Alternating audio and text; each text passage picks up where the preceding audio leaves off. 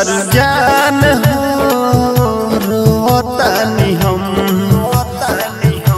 तू हंसतारू जान हो रोतानी हम।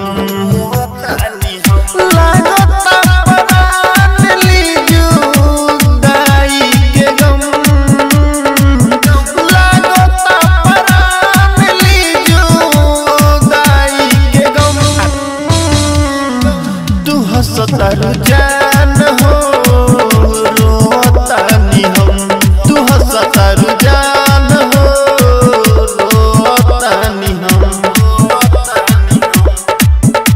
तू हंसतारू जान हो। डीजे कंचन राज मुजफ्फरपुर। रहे न हमारा पाता हो तोड़ ले बुनाता हो, मर जाए पगला हो कवना जन्म के बदला हो।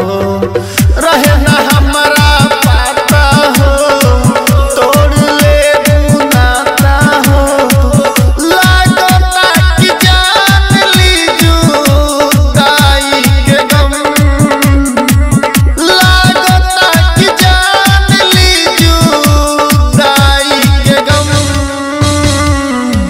तू हंसतारू जान हो रोतानी हम, तू हंसतारू जान हो रोतानी हम,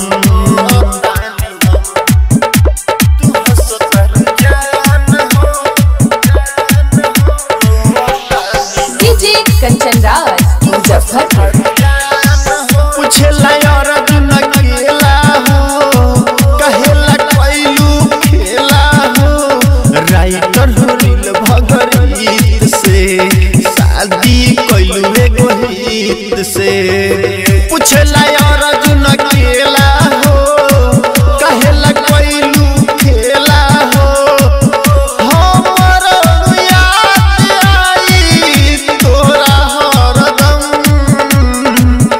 हमर याद आई तोरा हरदम। तू हंसतारू जान हो रोतानी हम, तू हंसतारू जान हो रोतानी हम। Recording by yes music.